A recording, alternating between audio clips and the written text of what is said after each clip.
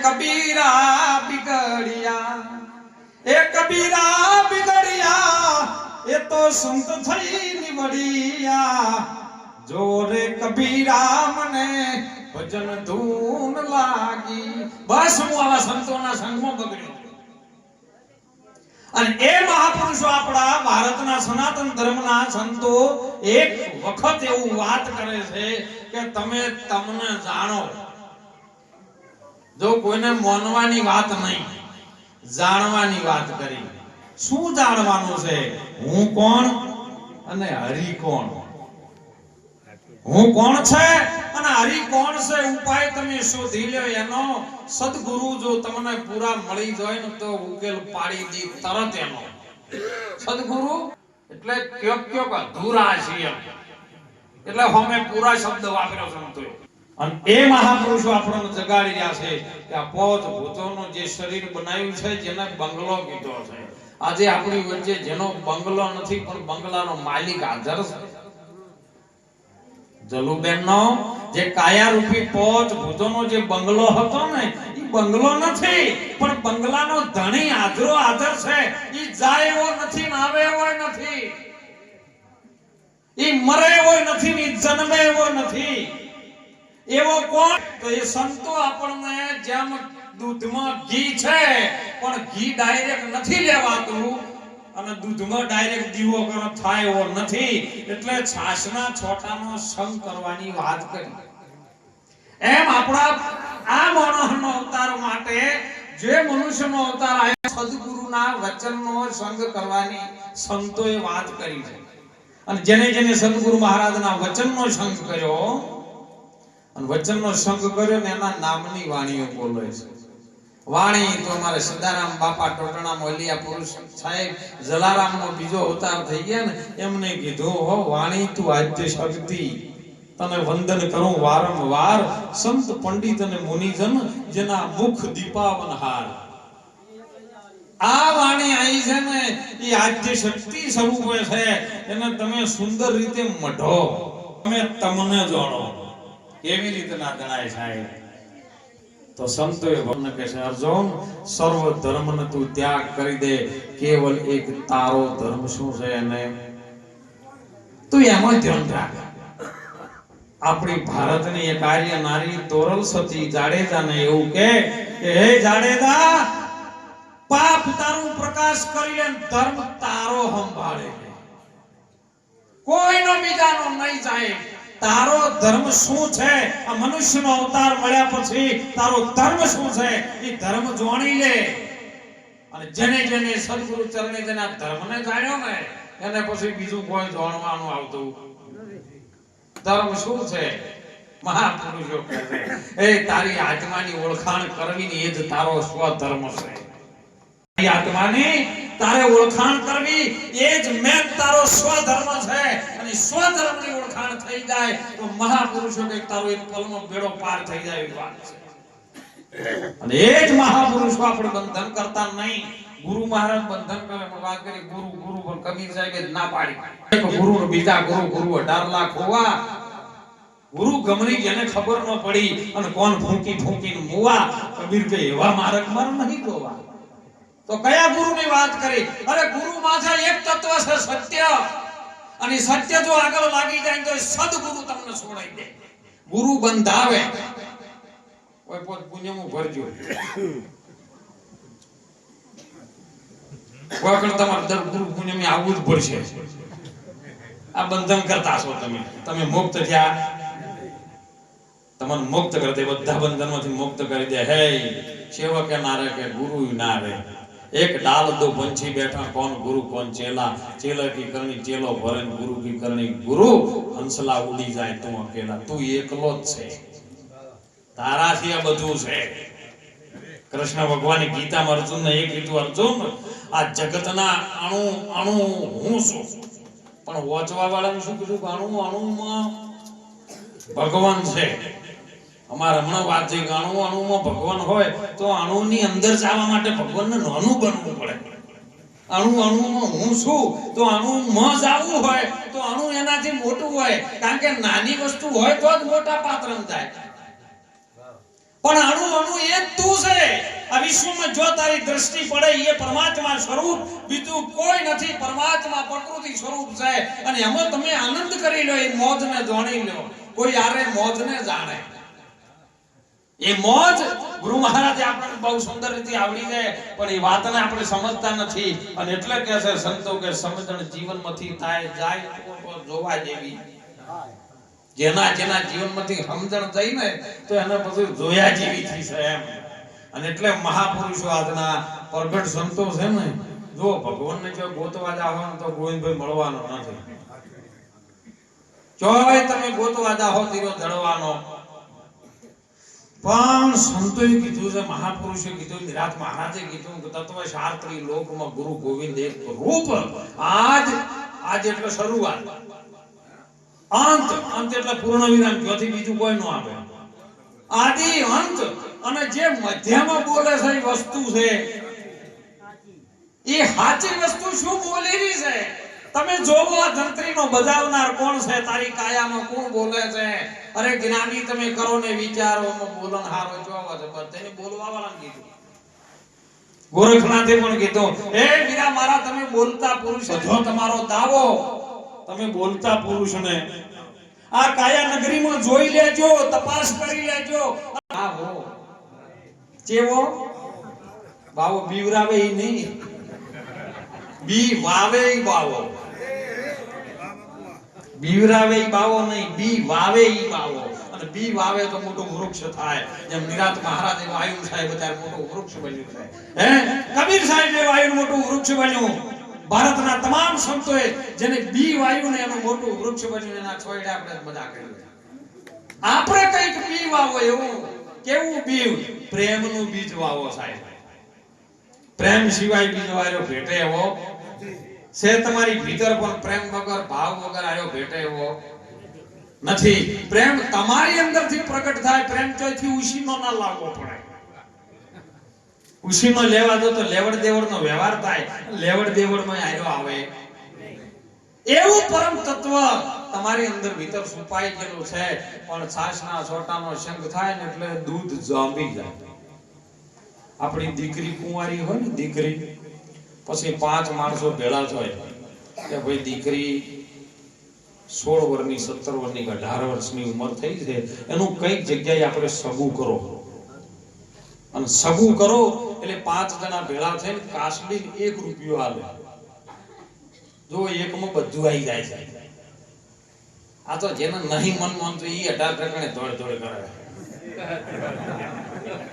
એકમાં બધું આવી, 1 રૂપિયામાંથી 17 ભેટી આવી જાય. બોલો, 1 રૂપિયો અને કાસડી ગોળ ખવડાય એટલે 5 જણા નક્કી કરે કે એ આપણી દીકરીનું હગું અમુક જગ્યાએ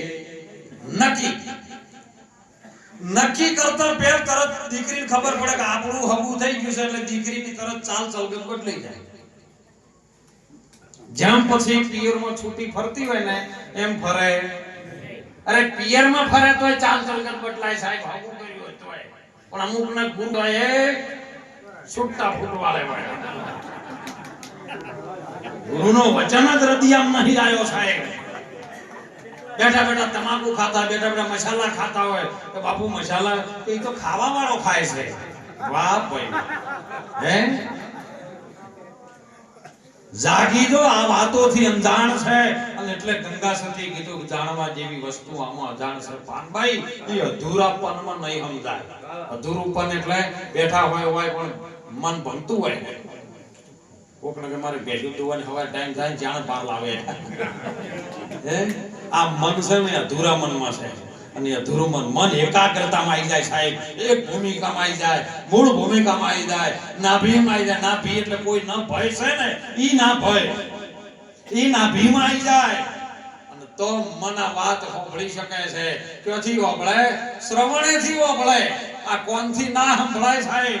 આ જીભથી બોલાય નહીં, ઓખથી દેખાય નહીં. એવી વાત મહાપુરુષોની સાહેબ. પગરે વિનાનું પેદલ મારે હાલવું અને સદગુરુ વિનાનો મારો આ ઉજળ છે. એ હેલી મારી બતાવો મને આ ગુરુજીનો કોઈ દેશ. તો કયો સાહેબ ગુરુજીનો દેશ? હમણાં વાત આવી પિંડ અને બ્રહ્માંડ થી પર છે. પિંડ કહેતા શરીર છે, બ્રહ્માંડ કહેતા આખું વાત જોઈ રહ્યો પણ જોવાય છે ને બધું રૂપ છે અને રૂપ એક દાડો અદ્રશ્ય થશે ને રૂપ કોઈનું ન રહે. બેનનું રૂપ આપણી વચ્ચે નથી અને રૂપ જ મરે છે સાહેબ. વિશ્વમાં વચ્ચેની દુનિયાના કોઈ પણ કોઈ શેડો નહીં બનતો કારણ કે પૃથ્વી ગોળ છે. ચાર ખૂણા હોય મારે શેડો કેવો પડે પણ પૃથ્વી ગોળ છે. પણ દુનિયાના કોઈ પણ તમે આ આખું બ્રહ્માંડનો ઓટો મારીને આવો જલુબેનનું જેવું રૂપ હતું એ વિશ્વમાં જોઈ હવે તમને જોવા ન મળે. એ મરી ગઈ. કોઈ તત્વ નથી મરતા હો. દુનિયા ભલે કહેતી હોય સત્ય ભલે કહેતા કારણ કે જે તત્વ છે ને એ તો બીજા તત્વ ઊભું થઈને બીજું શરીર રચના કરે. જો તત્વ મરી જાય તો ફેર પાછું ઊભું ન થાય, પેદા ન થાય. તત્વ મરતું નથી સાહેબ. અરે તત્વમાં છે પણ તત્વ નહીં, એ સર્જનહારો. તું આમાં માયાનું વિભાજન કરશે વધે તે ઈશ્વર છે. ઘણા મહાપુરુષ છે પણ અમારે એમાં સજ્જન થાય કે બાપુ વધે નહીં. વધે તો ગણતરીમાં આવે કાર્યો એક છે અને એકમાં ના આવે, સંખ્યામાં નહીં આવે. આર્યો જો તમે એને ગણતરીમાં લઈ લો તો એ છે બસ અનુભવ.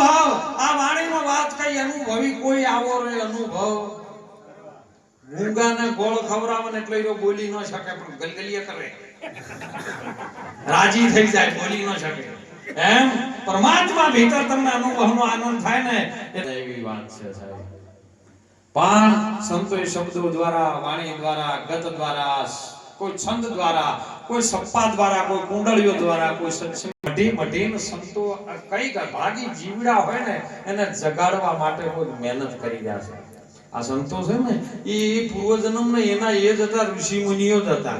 હવે આપણી ઓળખવાની દ્રષ્ટિ ન હોય, એ પારખવાની દ્રષ્ટિ ન હોય તો મહાપુરુષો કે આપણા ઓખના પડોળમાં મોતીઓ આવ્યો હોય તો તમને ચોથડું દેખાતું હોય તો બીજા શું કરે.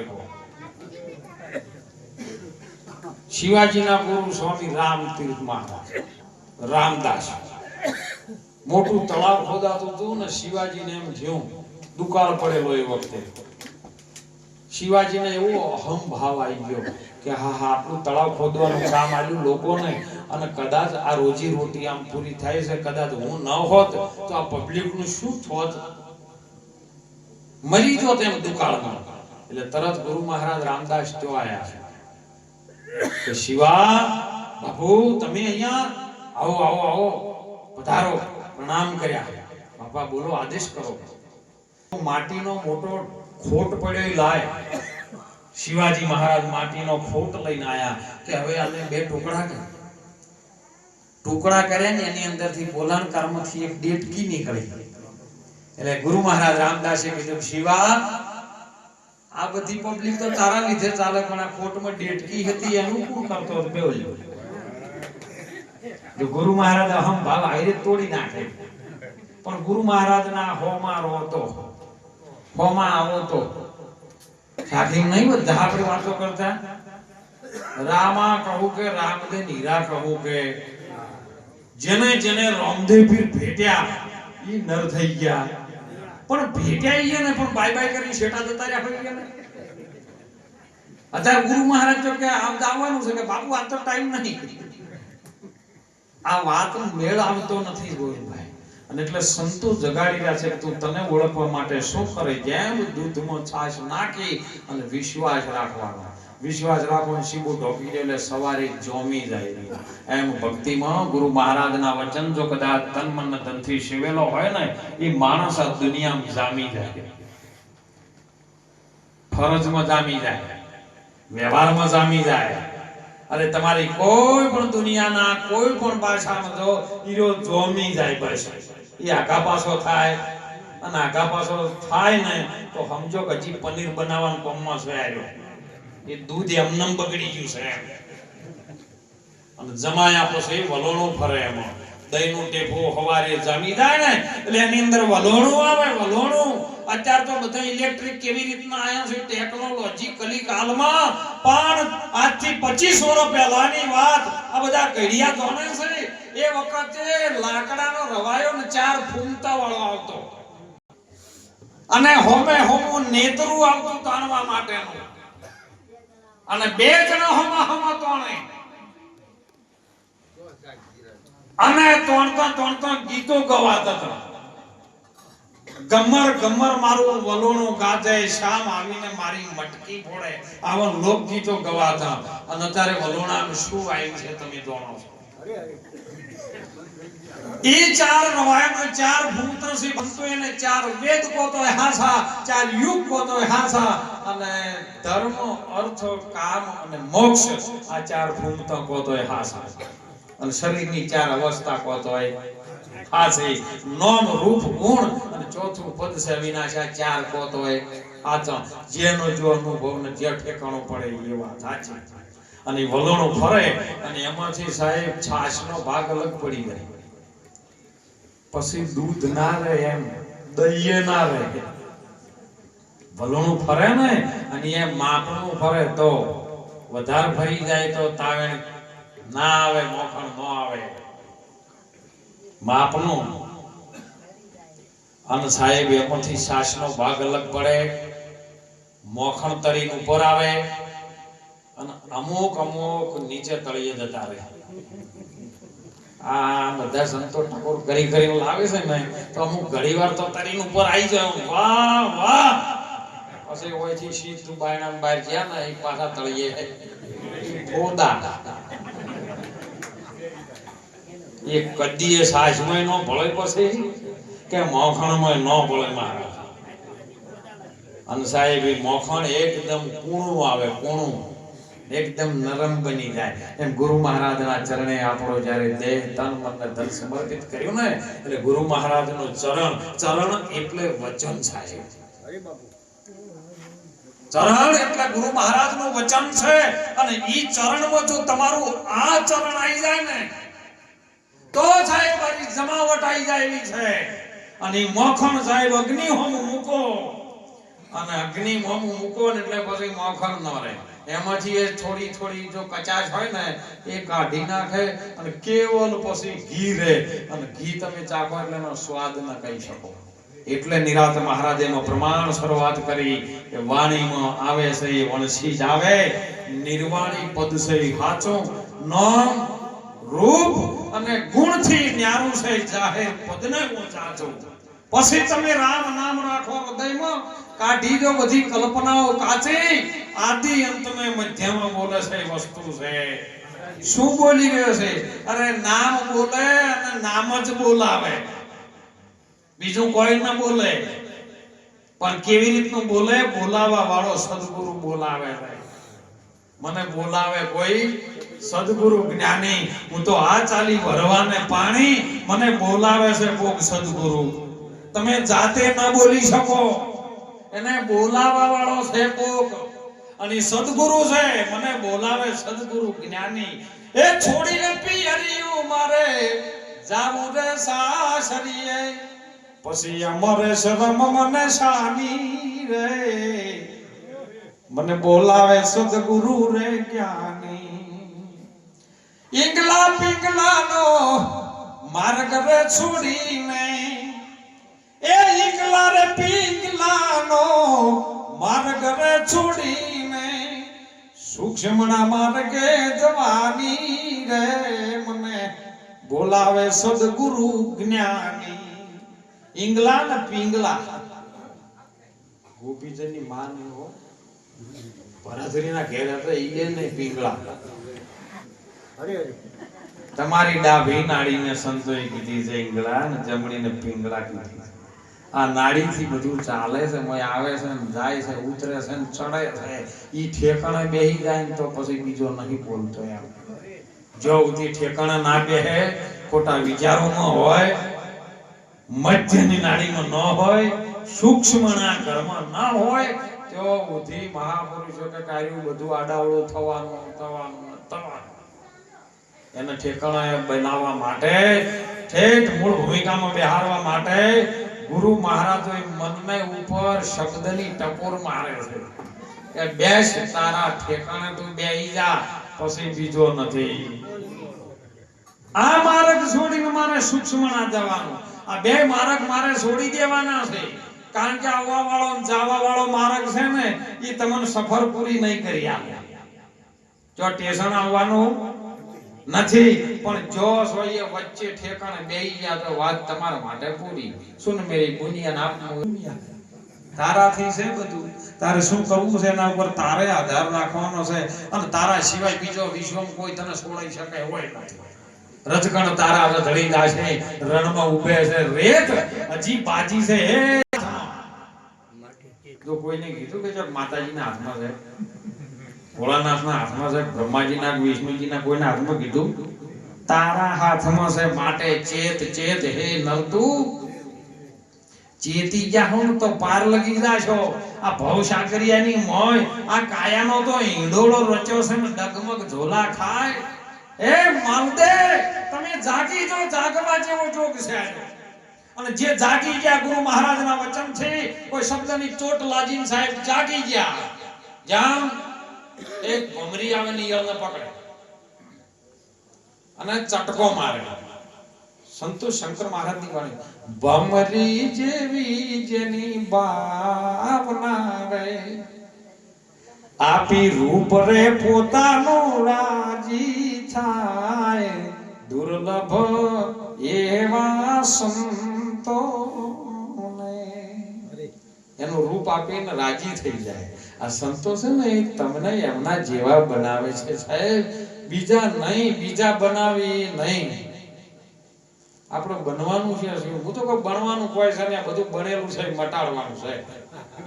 જે બનવા ક્યાં નહીં બધા કોમ તાળો નષ્ટ થઈ જાય, પણ જે બનેલું છે એને નષ્ટ કરી દેવાનું છે. આ તો નહીં માનવાનું કે મને ચાદરાજી હું આચાર્ય બન્યો